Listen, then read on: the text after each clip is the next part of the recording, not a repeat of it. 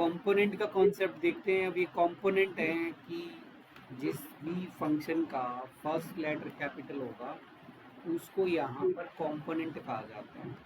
JavaScript में से component कहते हैं।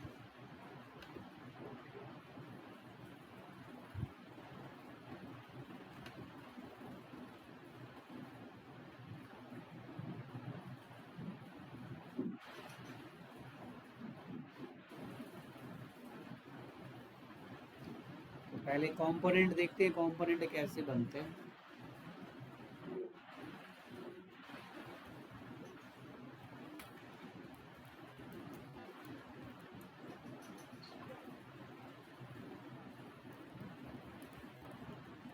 देखो जावास्क्रिप्ट में फंक्शन हम ऐसे ही बनाते हैं। फंक्शन का नाम रख दिया, कुछ भी नाम रख सकते हो ऐसे। फिर इसके अंदर पैरामीटर जा सकते हैं, हो भी सकते हैं नहीं भी हो सकते। उसके बाद यहाँ पे हम रिटर्न वाला फंक्शन बना देते हैं, रिटर्न का केस आ जाता है कुछ भी प्लस भी जैसा है। देन हम इसको कॉल करते हैं ऐप को और इधर से आर्ग्यूमेंट्स वगैरह पास करो। तो ये मेथड है जावास्क्रिप्ट में फंक्शन बनाने का। तो फंक्शन रिएक्ट के अंदर भी फंक्शंस ऐसे ही बनते हैं। रिएक्ट में भी कोई ऐसा नहीं है कि नया मेथड है, यही सेम रिएक्ट के अंदर फंक्शन बनाना।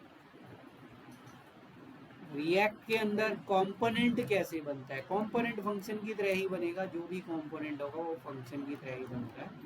तो हमने लिखा फंक्शन, लेकिन फंक्शन के अंदर और कंपोनेंट के अंदर डिफरेंस क्या है तो वो पता होना चाहिए।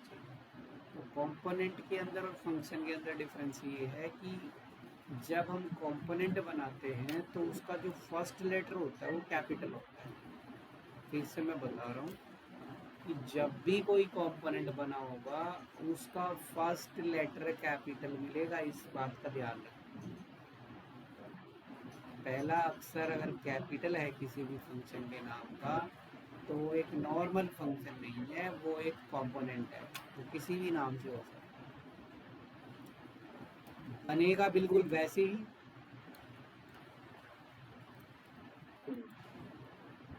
और जिस तरह से यहाँ पर हम पैरामीटर्स पास होते हैं ऐसे ही इसके अंदर प्रॉप्स पास होती हैं, प्रॉपर्टीज प्रॉप्स बोलते हैं शॉर्ट। रिटर्न इधर भी होगा, रिटर्न यहाँ पर भी है। तो इस रिटर्न फंक्शन के अंदर जो हम लिखते हैं वो उसको कहते हैं JSX। रिटर्न के अंदर जावास्क्रिप्ट XML लिखी जाती है। JSX का मतलब है कि मैं डायरेक्ट HTML का टैग यूज़ कर सकता हूँ, डायरेक्ट CSS अप्लाई कर सकता हूँ, डायरेक्ट जावास्क्रिप्ट को मिक्स करके हम एक ही जगह पर यूज कर लेते हैं, उसको हम JSX बोलते हैं। हमें कहीं बॉडी टैग नहीं लगाना, कहीं हेड टैग नहीं लगाना, कुछ नहीं लगाना, ये अपने आप डायरेक्ट चल जाएगा। फिर ये कंपोनेंट तब तक नहीं चलेगा जब तक मैं इसको कॉल नहीं करूँगा। कॉल करने के लिए जैसे हमें यहाँ पे लगाएंगे ऐप, जिस नाम का कंपोनेंट था वही चीज़ यहाँ आ जाएगी और इसके अंदर आर्ग्यूमेंट्स जो है वो पास हो जाएगी। ठीक है, इसके अंदर हमारे जो आर्ग्यूमेंट्स है वो पास हो जाएंगे।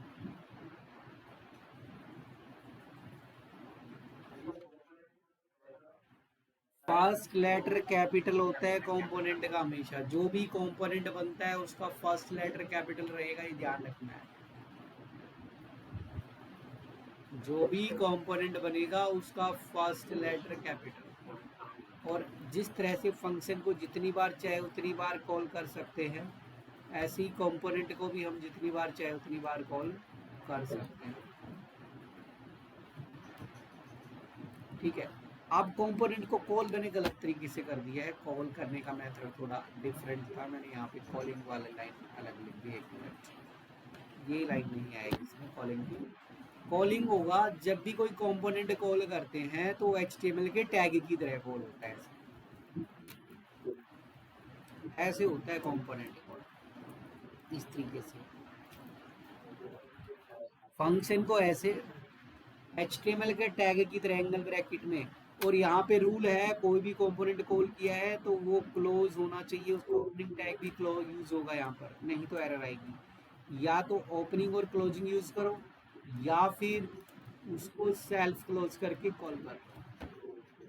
तो जावा रिएक्ट के अंदर रूल है कि जो कंपोनेंट है वो हर हालत के अंदर हमें कॉल, मतलब जो कॉल करोगे तो उसको क्लोज करना है, नहीं तो रिएक्ट एरर देता है।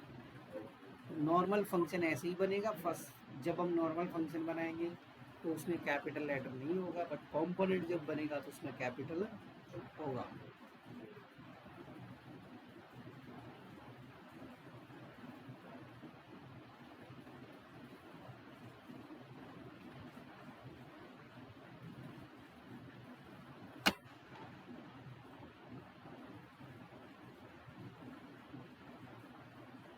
तो हम कंपोनेंट बनाते हैं, मैं सोर्स फोल्डर के अंदर ही बनाना, जो भी बनाना है एसआरसी फोल्डर में ही हमारा सारा काम होता है। तो एसआरसी फोल्डर के अंदर मैंने एक फोल्डर बना दिया कंपोनेंट। कंपोनेंट बना दो, किसी भी नाम से बना दो, चलो पेजेस नाम से बना दिया फोल्डर। अब मैं इस फोल्डर के अंदर एक पेज बना देता हूँ। पेजेस फोल्डर में मैंने एक कंपोनेंट बना दिया, होम नाम का page, H capital home dot JSX। अब यहाँ पर इसको जब बनाएंगे तो ये वही फंक्शन की तरह मैंने बताया कि यहाँ पे आएगा फंक्शन। और जब भी कंपोनेंट बनता है तो उस कंपोनेंट को एक्सपोर्ट भी करना होता है, ये ध्यान रखें। कंपोनेंट जब बनाएंगे, अगर वो कंपोनेंट किसी दूसरी फाइल में यूज़ करना है तो उसको एक्सपोर्ट करना पड़ेगा। नीचे यहाँ लिख सकते हो, उसको एक्सपोर्ट करना पड़ेगा जब उसको बनाया था। तो यहीं पे कहीं भी लिख सकते हो एक्सपोर्ट डिफ़ॉल्ट, ये ऐप नाम को क्या कर दिया, एक्सपोर्ट कर दिया। फिर जब हम इसको बनाएंगे तो एक्सपोर्ट करेंगे, और जो भी फाइल इसको यूज करना चाहेगी वहां पर इसको इंपोर्ट किया जाएगा। तो इंपोर्ट और एक्सपोर्ट इन दोनों का जो कॉन्सेप्ट है वो चलता रहता है।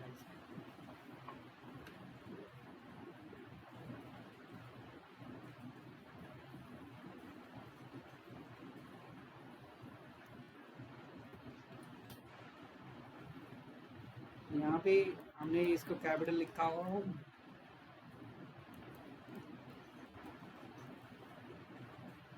और इधर मैंने रिटर्न लिख दिया है। रिटर्न के अंदर हमने डायरेक्ट एक H1 टैग लिया और यहाँ लिख दिया कि दिस इज ऑन पेज, ये डाल।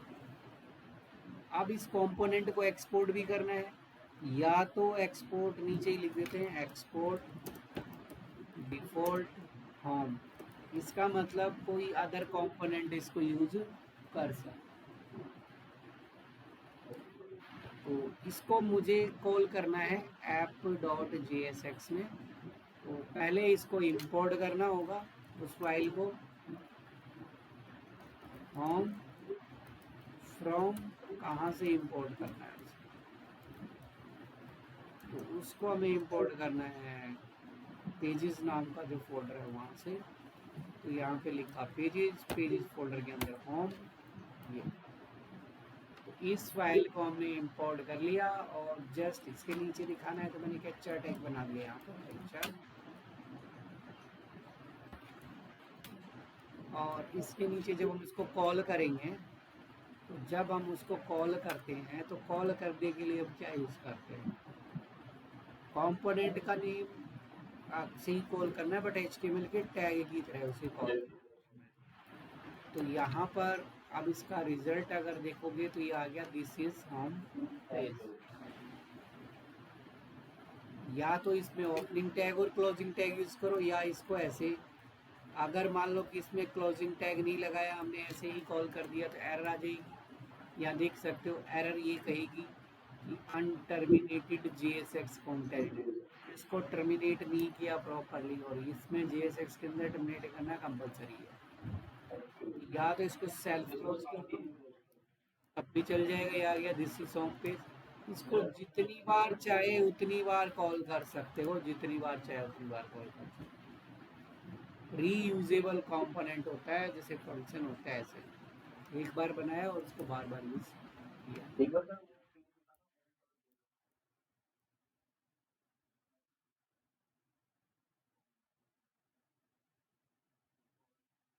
देख लो मिला अगर इसे।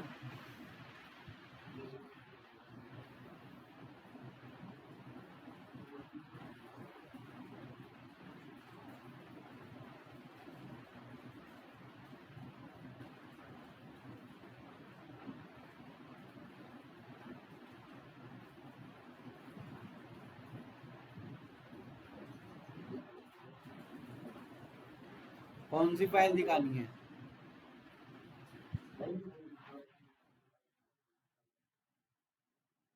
हाँ चला कर देख ले इसे।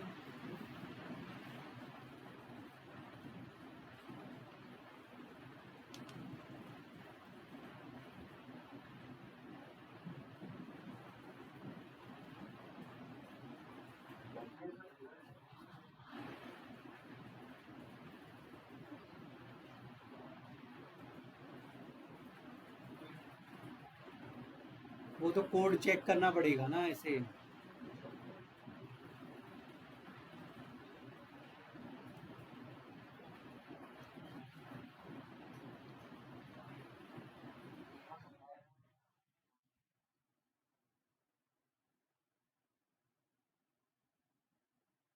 पर इंपोर्ट भी करना है। जब तक इंपोर्ट नहीं करोगे एरर आ जाएगी। हाँ फ्रॉम आएगा, वैसे इंपोर्ट करेंगे तो फ्रॉम आता है।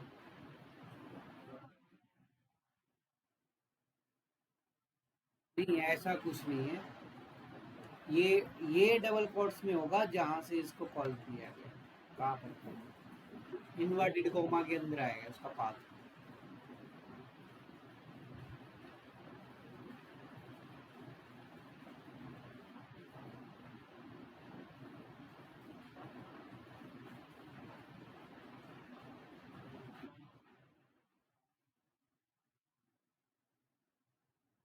हाँ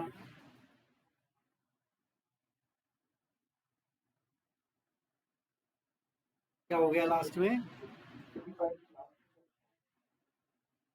फॉर्म ही तो लिखा है। ये तो इसमें लिखा हुआ है, ये ऐप में लिखा हुआ है। ये ऐप वाला इम्पोर्ट, ये ऐप को भी तो एक्सपोर्ट करना पड़ेगा इसको। कोई इस ऐप वाले कंपोनेंट को कौन चला रहा है? इस ऐप वाले कंपोनेंट को मेन फाइल चला रही है, देखो कॉल किया हुआ या इम्पोर्ट किया इस ऐप को। तो ऐप वाला कंपोनेंट तो पहले से बना हुआ था, हमने होम बनाया है।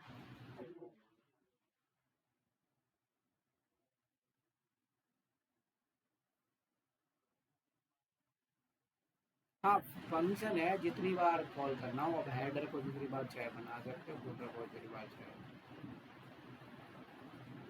ठीक है।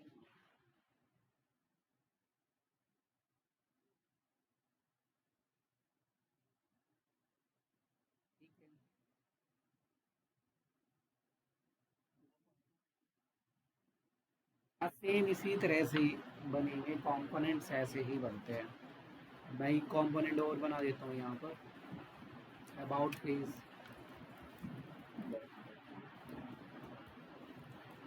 तो एरो फंक्शन के साथ भी बना सकते हो इसे, ऐसे कॉन्स्ट,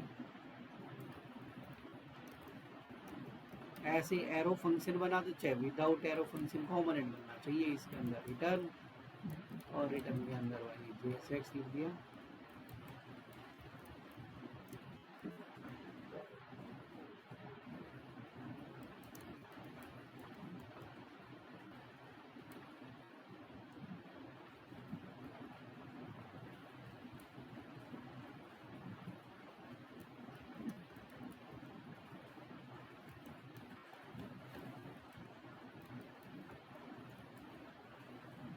ये हमने एक और बनाया है इधर, अबाउट पेज। इसको भी हम एक्सपोर्ट करेंगे। एक्सपोर्ट एक तो हम नीचे लिख सकते हैं, एक्सपोर्ट डिफॉल्ट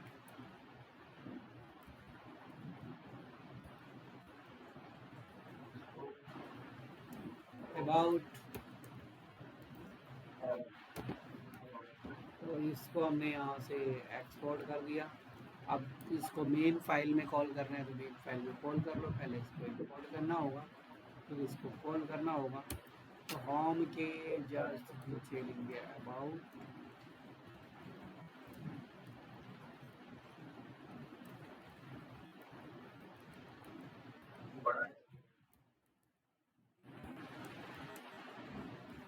और ये हिंट भी देता है, या तो ऊपर इंपोर्ट कर सकते हो, नहीं तो इसमें हिंट आ जाता है, ये इंपोर्ट हो जाता है ऊपर। और अब दो चीज़ें यहाँ पे दिखेंगी, this is home page, this is about page.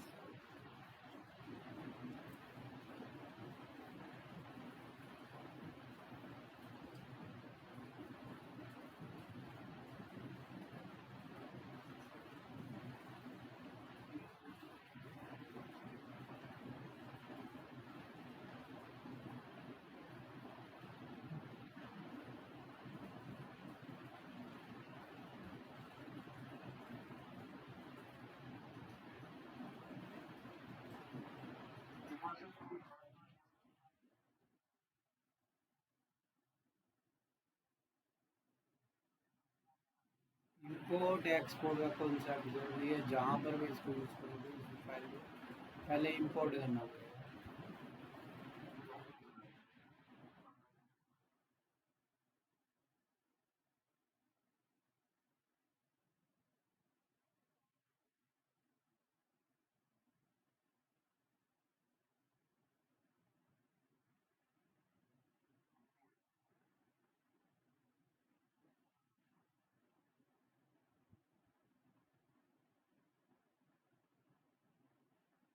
Import करने के मेथड तो सी, इंपोर्ट और एक्सपोर्ट करने के एक मैं यहाँ पे कॉन्टैक्ट और बना लेता हूँ ताकि white contact dot J S x. अब जब हम इंपोर्ट करते हैं इसको तो फंक्शन बनाया कॉन्टैक्ट, और इसको यहाँ पर क्या कर दिया एक्सपोर्ट। एक तो हम नीचे लिखते आए थे अभी तक किया एक्सपोर्ट डिफॉल्ट कॉन्टैक्ट, अभी तक ऐसे ही लिखा था कि export default contact.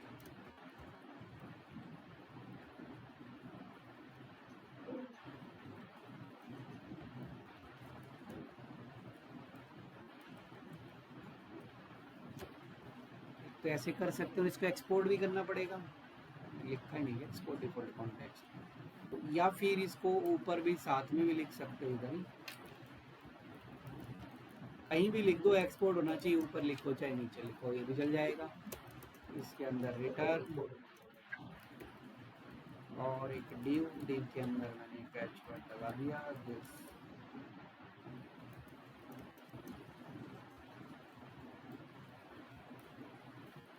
This is about page.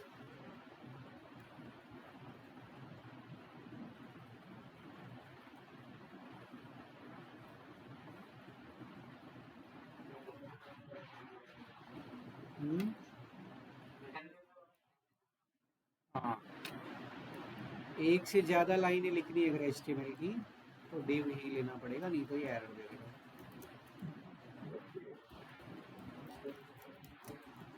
एक लाइन तो चल जाएगी विदाउट डिव, अगर एक से ज़्यादा लाइनें हैं तो फिर डिव का जो कॉन्सेप्ट है वो यहाँ अप्लाई करना ही होता है, उसके बगैर चलता नहीं है ये। एक्सपोर्ट यहाँ देखो, चाहे एक्सपोर्ट वाली लाइन ऊपर लिखो चाहे नीचे लिखो, उसको एक्सपोर्ट कर दो। अब जब हम इसको इंपोर्ट करेंगे तो यहाँ पर आ जाएंगे, और इसको विदाउट डिफ़ॉल्ट भी कर सकते हो, डिफ़ॉल्ट कीवर्ड के साथ भी कर सकते हो विदाउट डिफ़ॉल्ट। अब की बार विदाउट डिफ़ॉल्ट किया, बट डिफ़ॉल्ट को जिसको जब इंपोर्ट करेंगे, इंपोर्ट कॉन्टैक्ट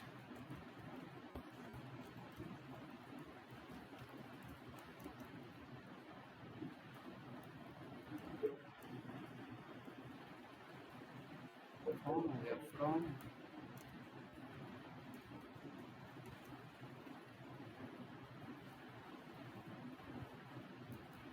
पेजेस वाले में गए और इसके अंदर हमने किसको कर लिया, कॉन्टैक्ट वाले को यूज़ कर लिया इसको।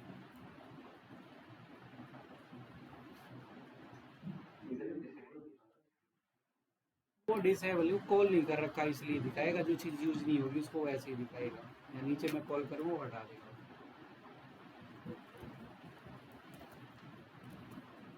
ये कॉल किया, जैसे ही मैं इसको कॉल करूँगा वो यहाँ पर हमारे पास कौन सा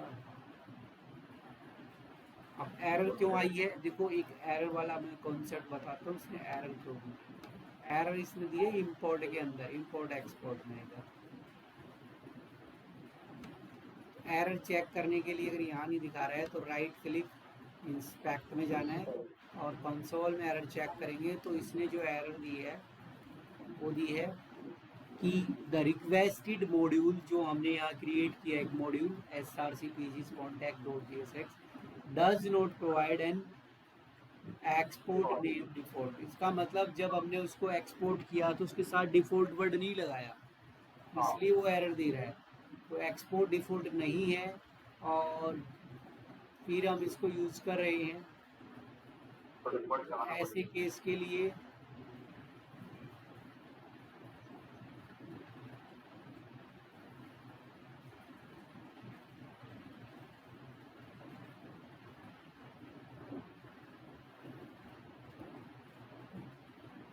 तो क्या करना होता है हमें, app.jsx में आएंगे, अगर उसको डिफॉल्ट वर्ड के साथ एक्सपोर्ट नहीं किया है तो यहाँ पे कर्ली ब्रैकेट का यूज करना होगा, ठीक है। अगर डिफॉल्ट के साथ एक्सपोर्ट है तो कर्ली ब्रैकेट नहीं लगेगी, डिफॉल्ट के साथ एक्सपोर्ट नहीं है तो कर्ली ब्रैकेट लगेगी, ये दो चीजें ध्यान रखना। अब वो चल जाएगा और उसका आंसर भी आ जाएगा यहाँ पर जब मैच करें क्लास करना, चल गया। दिस इज हाँ करली ब्रैकेट वाला सिस्टम इसके अंदर है, ठीक है। तो जो करली ब्रैकेट वाला सिस्टम है उसका ध्यान रखना कि करली ब्रैकेट लगे, डिफॉल्ट वर्ड यूज किया है तो करली ब्रैकेट नहीं लगेगी और डिफॉल्ट वर्ड यूज नहीं किया है तो करली ब्रैकेट लगेगी।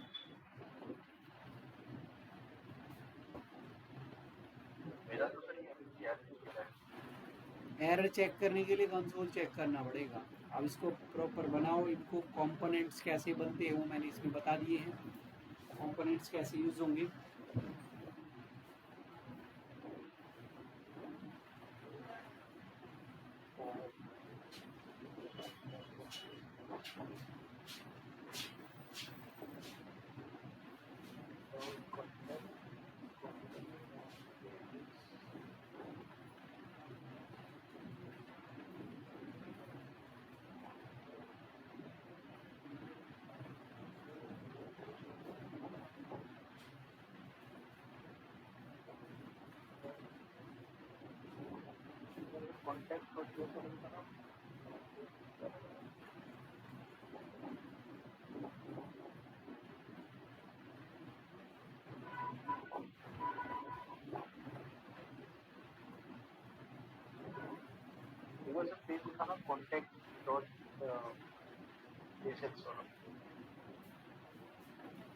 ये बना ले, तब तक मैं एक बार अपने रूम में जा रहा हूँ, रूम खाली हुआ है तो लैपटॉप चलता रहेगा, बना ले।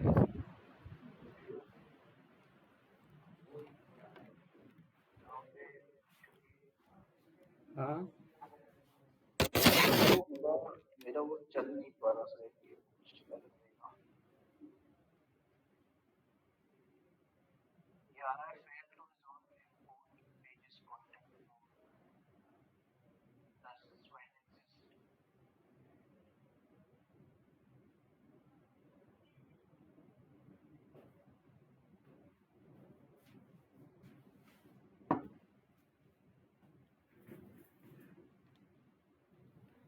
मुझे 2 मिनट तो उसके बाद देखता हूँ क्या प्रॉब्लम आ रही है, क्यों नहीं चल रहा।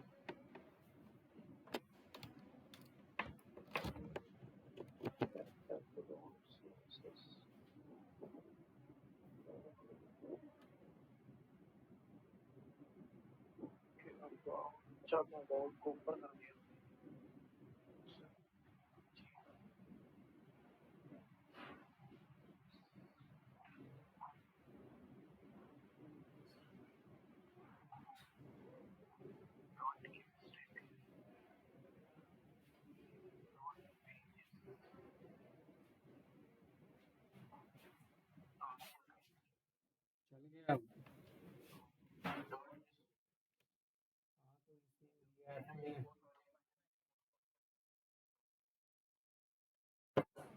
ये ऐप के अंदर छोटे छोटे पॉइंट्स का ध्यान रखना बहुत जरूरी है, नहीं तो ये एरर देता है।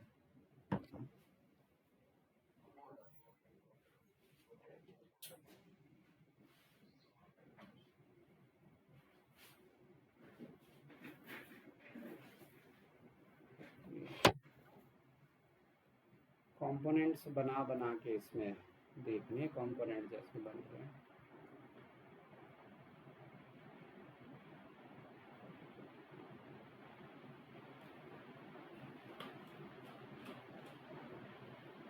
अब इसमें प्रॉप्स कैसे पास करते हैं, प्रॉप्स चेक कर सकता है मैं।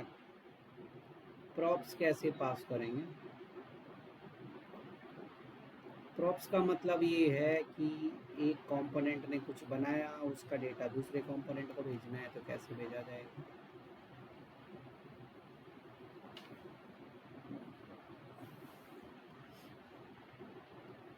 अब कॉल कैसे भी कर सकते हैं, जैसे करना चाहो कॉल हो जाएगा। ये कॉन्टेक्ट पेज है, ठीक है, या होम में ही आ जाओ, अभी होम से ही समझ में आएगा। होम पेज ये रहा। यहाँ ये कौन सा मेन ऐप डॉट JSX, इसने एक वेरिएबल बनाया है। यहाँ पर वेरिएबल वैसे ही बन जाएगा जैसे लेट, मैंने एक वेरिएबल बनाया, या डायरेक्ट पास कर देता हूँ। इसे यहाँ से हम पास कर देते हैं कि ये जो होम कंपोनेंट है, अब इसको मैं एक बार हटा दूँ, काफ़ी बार कॉल हो गया है, ये है। तो इसके अंदर कुछ अगर डेटा पास करेंगे तो यहीं पे पास करेंगे, जैसे HTML के टैग के अंदर एट्रीब्यूट पास करते हैं,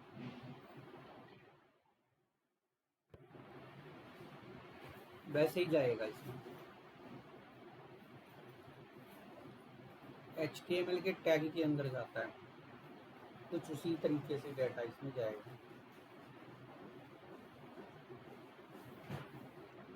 जिसमें मैंने यहाँ पास कर दिया टाइटल,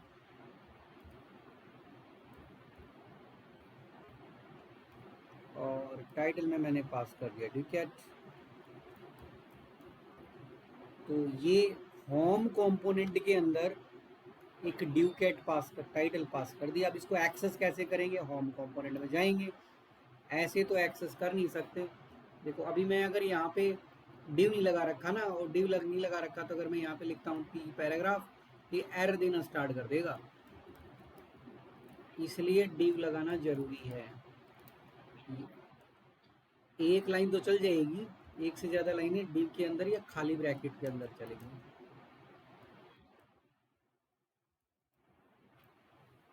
तो एक से ज़्यादा लाइनें HTML की हैं तो उसको या तो एम्प्टी इसमें डालो, या div start div open div class. तो चाहो तो डिव इसमें लगा सकते हो, अगर ब्लैंक लगाओगे तब भी चलेगा। इसको फ्रेगमेंट बोलते हैं, ब्लैंक वाले को फ्रेगमेंट। फ्रेगमेंट के अंदर मेरा कोड होना चाहिए, तो इसको चाहे डिव, वो तो डिव वर्ड को हटा दो, इसमें से हो गया फ्रेगमेंट।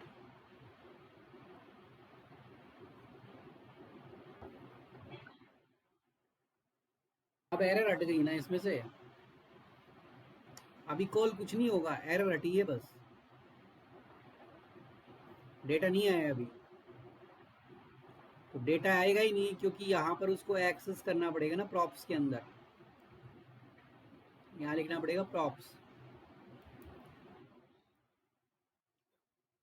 और फिर जहाँ पर भी इसको एक्सेस करोगे वहाँ पे लिखना, क्योंकि प्रॉप्स नाम का एक ऑब्जेक्ट होता है, और कोई भी चीज़ ऑब्जेक्ट से निकालते तो डॉट लगाते हैं। तो यहाँ लिखना पड़ेगा प्रॉप्स डॉट टाइटल। अब आ गया टाइटल डू कैट,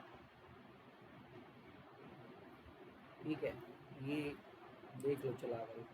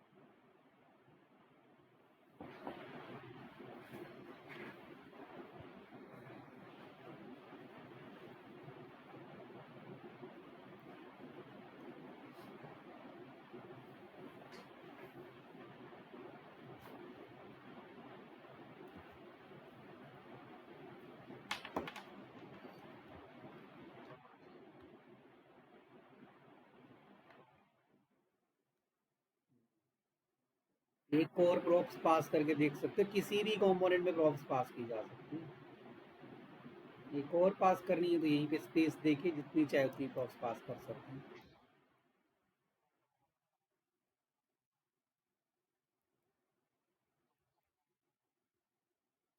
वो तो ऐसे है मल्टी, जैसे वापस जाना पड़ेगा होम में, फिर अगर नीचे शो करना है तो शो कर सकते हो उसे। पैराग्राफ थोड़ा कम दिखाई दे रहा है तो मैं इसको H4 में ले लेता हूँ थोड़ा, और यहाँ पे फिर props.city को पास करोगे तो ये वहाँ पे दिखाई देगा। अगर चेक करना हो कि ऑब्जेक्ट है या नहीं तो यहाँ पे कंसोल में प्रॉप्स पास करके देख सकते हो, प्रॉप्स में दिखा देगा कि प्रॉप्स ऑब्जेक्ट होता है नहीं होता है। यहाँ पे देखो टाइटल ड्यूकेट आ गया, और दोनों में टाइटल मैंने सिटी यहाँ पे लिया।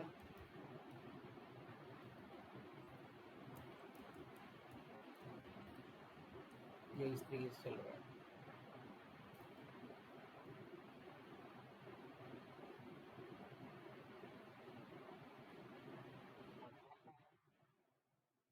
ऑब्जेक्ट इधर दिखाई देगा इस स्पेक्ट में। ये देखो ऑब्जेक्ट है, ऑब्जेक्ट के अंदर दो चीज़ें जा रही हैं।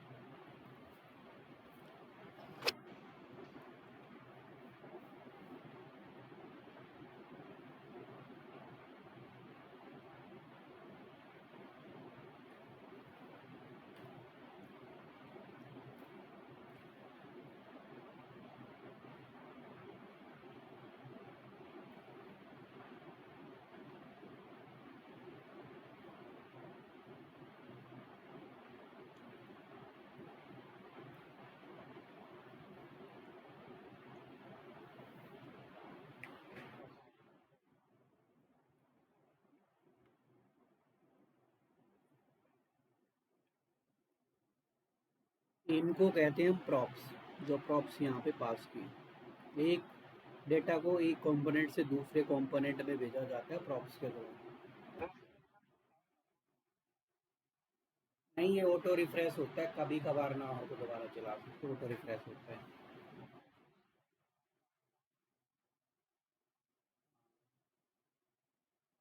और मान लो कि ये ड्यूकेट डायरेक्ट पास किया था इधर, तो इसको ऐप नाम का कोई कंपोनेंट जो है यहाँ पर, इसको एक वेरिएबल में स्टोर करके भी भेज सकता है, ऐसे सिटी। ये अब की बार किसने बना दिया, सिटी नहीं रहे तो टाइटल था शायद। टाइटल यहाँ पे लिखा है ड्यूकेट। अब देखो ऐप कंपोनेंट ने एक टाइटल वेरिएबल बनाया, वो टाइटल वेरिएबल मुझे भेजना है किसमें, हॉब कंपोनेंट में, तो इस तरीके से भेजा जाएगा फिर ऐसे।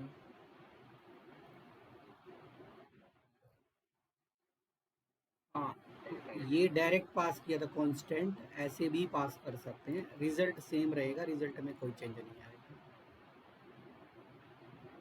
जो डेटा पास किया है उसको चाहे ऐसे पास कर दो चाहे ऐसे पास कर दो, इससे क्या फर्क पड़ता है।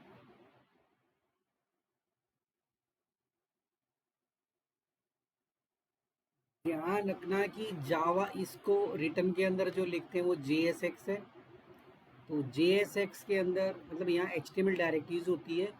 जावा स्क्रिप्ट की कोई भी चीज़ें यूज़ करोगे तो वो करली ब्रैकेट के अंदर यूज़ होती है, जैसे कि ये वेरिएबल है जावा स्क्रिप्ट का करली ब्रैकेट के अंदर लगा है। जावा स्क्रिप्ट हमेशा करली ब्रैकेट में लिखी जाती है रिटर्न के फ्रेगमेंट के अंदर, और CSS डबल करली ब्रैकेट में लिखी जाती है, CSS के फ्रेगमेंट उसको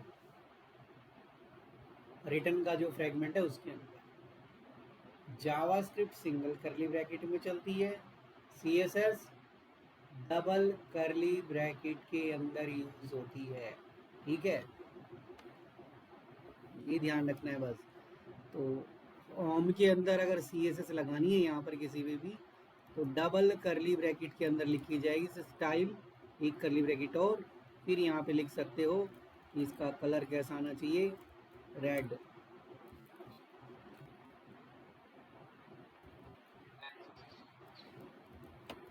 नहीं, कोई भी चला सकते हो उससे, कोई ये रेड आ गया, वो कोई भी CSS चल जाएगी, वो तो टेल विंड भी कनेक्ट हो जाएगी, कुछ भी कनेक्ट हो जाएगा। डबल करली ब्रैकेट के अंदर CSS का कोड लिखा जाएगा, सिंगल करली ब्रैकेट में जावास्क्रिप्ट HTML डायरेक्ट चलेगा। रूल्स को ध्यान रखना जरूरी है। किसी पे भी लगा लो इसको, किसी पे सिटी पे लगाओ, कहीं भी कुछ लगाओ। अगर मैं यहाँ पे डिव बना लेता तो मैं यहाँ भी लगा सकता हूँ।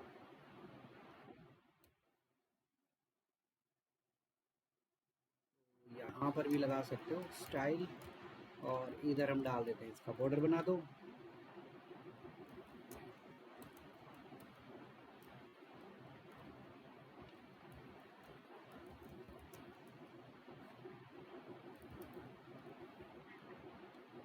पैडिंग डाल दी इसमें।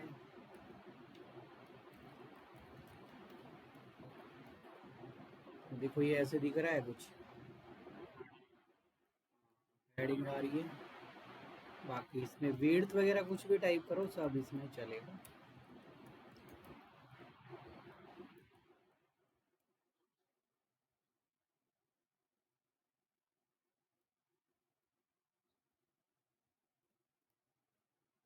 इधर दिख रहा है। बाकी तो सिर्फ वही है, display flag, certify content centre वगैरह चीज़ें सारी चल रही जैसे चलता है।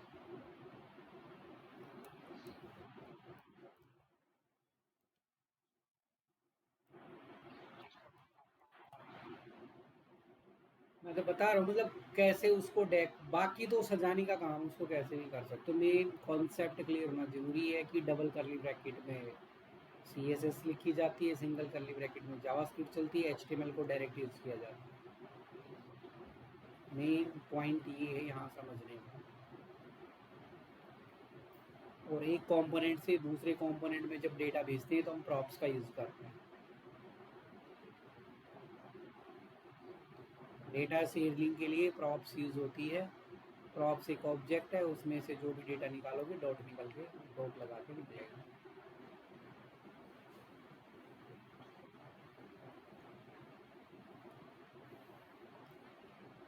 ठीक है, तो जो भी डेटा हम इसमें लिखेंगे वो ऐसे निकलेगा।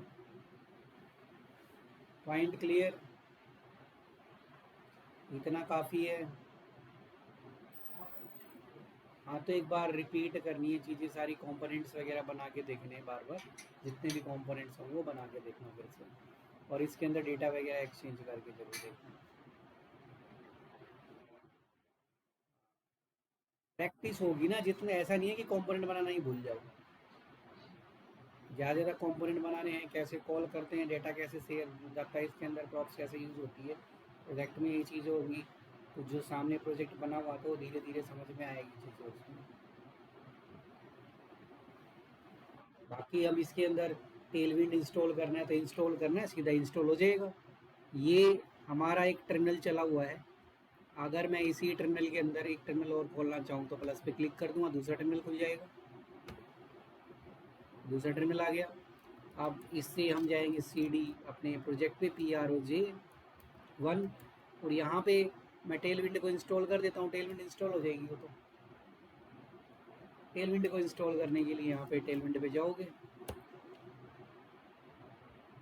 डॉक्स, डॉक्स में देखो वीट के अंदर इंस्टॉल करने का पहला है यूजिंग वीट, तो उसमें से पहला काम हम कर चुके हैं प्रोजेक्ट बनाने का। सेकंड स्टेप से इसको आगे बढ़ाना है, स्टेप नंबर 2 से इसको कॉपी करेंगे इस कोड को, और इसको इंस्टॉल करेंगे। पहले इंस्टॉल हो जाएगा तब नेक्स्ट स्टेप क्या कहा है उसने, जब ये इंस्टॉल हो जाए तो wheat dot config dot T S की जगह जेएस फाइल, ठीक है, वहाँ पे क्योंकि हमने टाइप स्क्रिप्ट नहीं की, जावास्क्रिप्ट से है, तो उसके अंदर जो इन्होंने हाईलाइट किया हुआ है ये 2 लाइनें उसमें ऐड करनी पड़ेंगी। फर्स्ट वाली लाइन ऐड करनी है, ये V dot config dot JS, तो एक इसको इम्पोर्ट वाली लाइन, और एक ये जो रिएक्ट यहाँ पे प्लगइन है, इसके अंदर इसने क्या किया, एरे बना रखा है, रिएक्ट को कॉल किया हुआ है, तो कॉमा लगा के वो एक एक्स्ट्रा कोड है वो भी इसमें डाल देंगे, जिसमें लिखा है टेलविंड सीएसएस नाम का एक फंक्शन, उसको कॉल कर देंगे, चाहे टाइप करो चाहे कॉल कर दो, टेलविंड सीएसएस, ये इसको कॉल कर, देन चेक कर सकते हो कि देन हमारे पास और क्या करना है, और इनको ये वाली जो फाइल है at the rate import Tailwind C S S, ये लाइन हम यूज़ कर लेंगे डायरेक्ट अपना index dot C S S के अंदर ऐड कर सकते हो, यहाँ पर टॉप में ही मैं ऐड कर देता हूँ, ठीक है। तो ये काम टेलविंड यहाँ पर चल चुकी है, फॉन्ट चेंज हो चुके हैं, आप इसको चेक करके देखोगे तो चलेगा। होम के अंदर हमने होम में तो नहीं था, किस में था, app dot J S x, app dot J S x के अंदर हमने कैच वन बनाया हुआ है, तो चाहो तो इसके अंदर यहाँ पे लगा सकते हो क्लास, जैसे पैडिंग मैंने डाल दी है 20, ठीक है। इसका साइज टेलविड की क्लासेस दिखनी स्टार्ट हो जाएंगी, टेक्स्ट 4 एक्सेल, टेक्स्ट वाइट, और उसके बाद मैंने यहाँ पे बीजी, अब बीजी में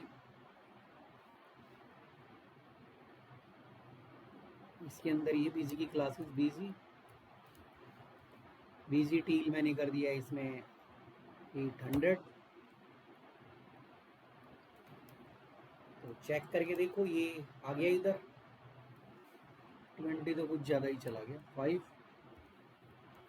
ठीक है, ये आ गया ऊपर। बाकी तो इसको मैनेज करना है, कैसे करोगे, ओवर वगैरह भी डायरेक्ट चलेगा इसके अंदर, ओवर, हमने कहा ओवर पे जो बीजी है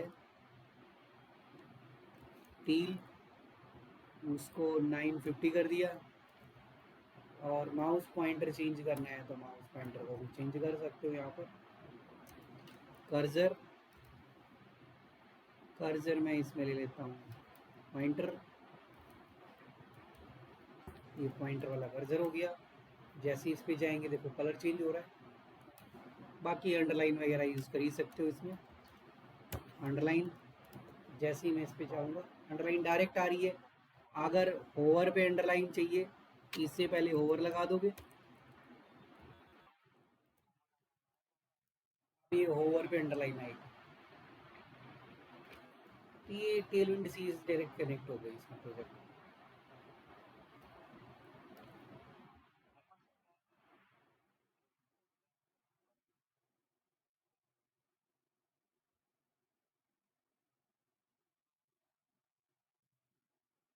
कर्ली ब्रैकेट या डबल कोट्स वगैरह की एरर होगी, इसमें जो वैल्यू होती है वो इनवर्टेड कोमा में लिखी जाती है।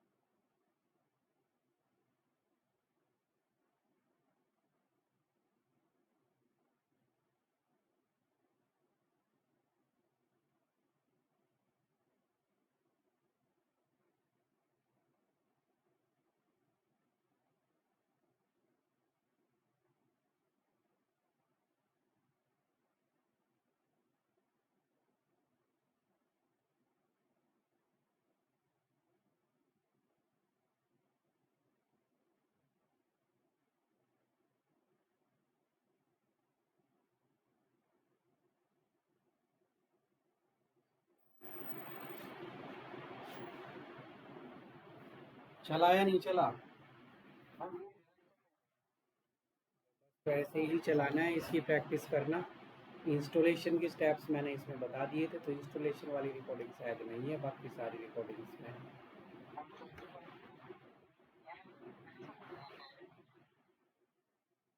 क्या? हाँ, ये तो रिकॉर्डिंग है, वो पहले की पहले वाली रिकॉर्डिंग नहीं थी, बस थोड़ी सी।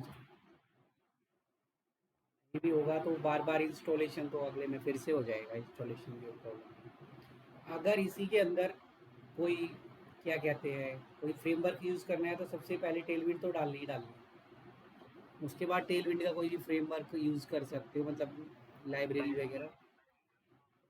हाँ, जैसे डेज़ी यूआई वगैरह, ये है, ये डायरेक्ट चल जाएगा, ये इंस्टॉल होगा तो वो भी चल जाएगा।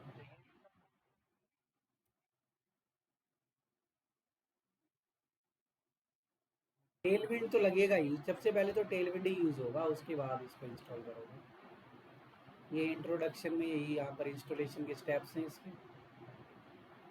तो ये जैसे जैसे बता रहे हैं वैसे इसमें भी कुछ ज़्यादा नहीं है, बस इसको इंस्टॉल करो।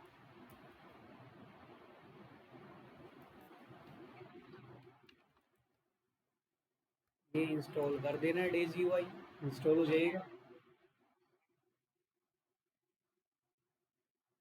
तो कोई भी इंस्टॉल कर सकते हो, जो भी प्रोजेक्ट, जो भी फ्रेमवर्क यूज़ करना चाहते हो वो इसमें इंस्टॉल करना है। उसके बाद ये वाली लाइन और ऐड करनी है वहाँ पर डेज़ यूआई की, index dot C S S में।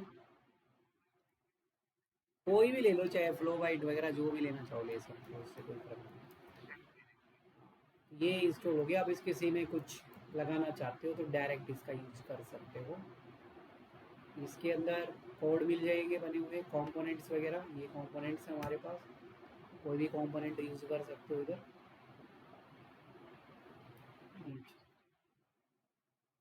ये तो चालू ही है रिकॉर्डिंग। इनमें से कोई भी एक कंपोनेंट चाहिए तो यहाँ से, जैसे कि काउंट डाउन, ये वाला चाहिए काउंट डाउन टाइमर। तो मैं, ये देखो टाइमर यहाँ पर चल रहे हैं, इनमें से कोई भी एक काउंट डाउन टाइमर चाहिए तो ले सकते हो। जैसे मुझे ये वाला चाहिए तो इसमें देखो जे एस एक्स का कोड है, क्योंकि जा रिएक्ट में जे एस एक्स चलती है, जे एस एक्स, इस कोड को कॉपी करना है और इसको एक कंपोनेंट बना दो उठा के यहाँ पर। मैंने कंपोनेंट का नाम बना दिया काउंट डाउन।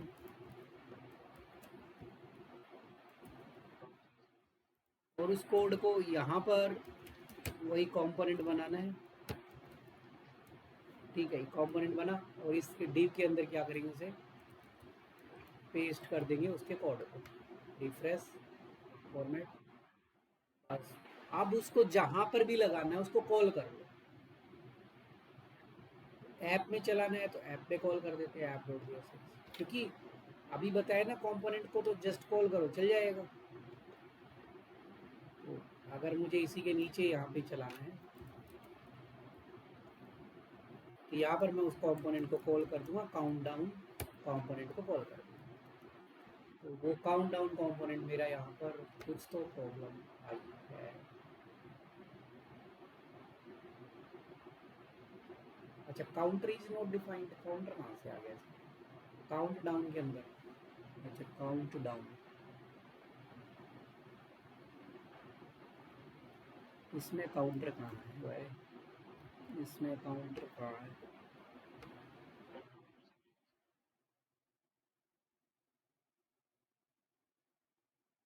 काउंटर की वैल्यू नहीं है इसके अंदर, तो काउंट,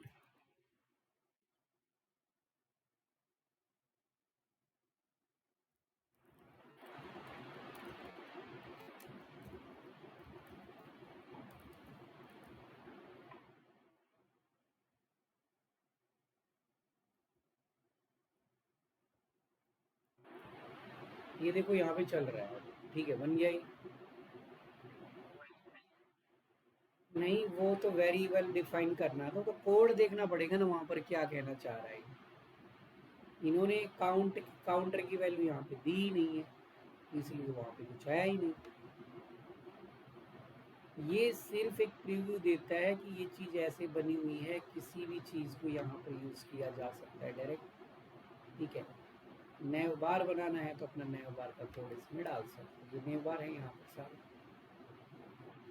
वही बूट स्ट्रैप वाला सिस्टम है कि सीधा डालो और वो चलाओ। ठीक है,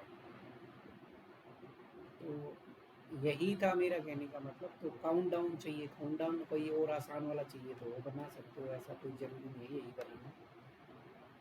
ठीक है, अभी बिगिनर्स हो तो थोड़ा सा आसान ले सकते हो, कोई डिफ़िकल्ट वाला सिस्टम लेने की ज़रूरत नहीं। मैंने एक काउंट डाउन वाला हटा दिया है, थोड़ा सा लंबा कोड है इसलिए छोटा कोड चला सकते, देख सकते हो पहले।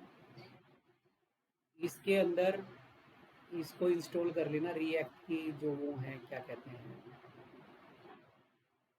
रिएक्ट लिखना है यहाँ पर रिएक्ट।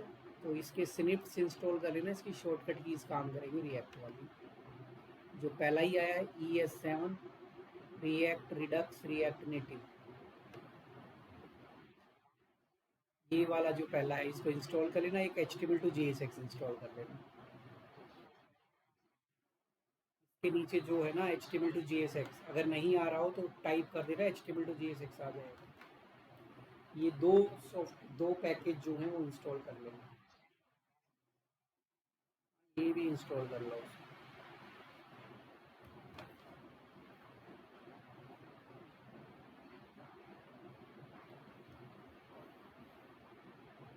ठीक है, क्योंकि इनकी हमें ज़रूरत होगी बाद में, तो ये पहले ही मैंने। इससे क्या होगा कि जब भी हमें कोई कंपोनेंट बनाना है तो हमें पूरा कोड लिखने की ज़रूरत नहीं है। जैसे मुझे यहाँ पे कंपोनेंट बनाना नेव बार का, ठीक है, तो इधर लिख देना RFC। RFC का मतलब है रिएक्ट फंक्शनल कंपोनेंट। तो जैसे ही RFC लिख के एंटर करोगे वो अपने आप लिख देगा कोड।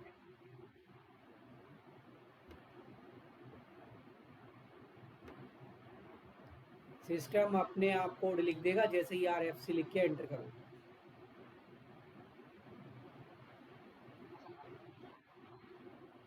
कौन सा?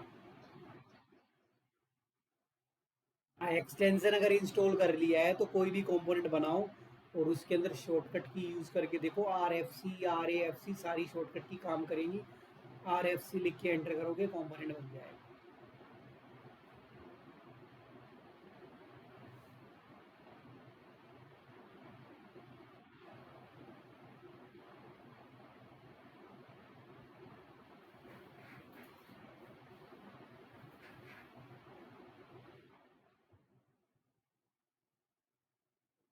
हमें क्या करना है, रिटर्न के अंदर अपना कोड लिख दो जो भी लिखना चाहते हो। तो रिटर्न से पहले वेरिएबल बनेंगे, रिटर्न के अंदर JSX आएगी, बाकी तो सब कुछ सेम है। यहाँ से अगर कोई नैव बार का ही कोड, जैसे ये वाला ही नैव बार चाहिए तो JSX का कोड इसका उठाएंगे, कॉपी किया और यहाँ पे डाल दिया इसके अंदर।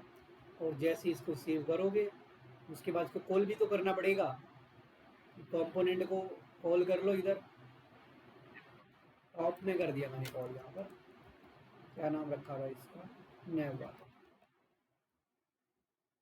इस कंपोनेंट को कॉल कर लिया। आप जैसे ही कॉल करेंगे अगर सब कुछ ठीक है तो नैव बार देखो ऊपर बन के आ चुका है मेरे पास। ठीक है, नैव बार आ रहा है। नैव बार की सेटिंग्स आ रही है, प्रोफाइल सिस्टम लॉगआउट सब सेटिंग्स वर्क करेगी। ठीक है,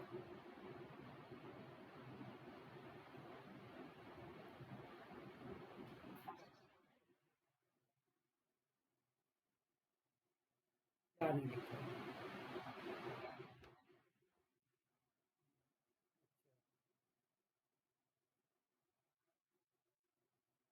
ये पूरी फाइल भेज दूंगा मैं, पूरा प्रोडक्ट क्या कहते हैं फोल्डर, नोड मॉड्यूल नहीं मिलेगा, बाकी सब मिल जाएगा।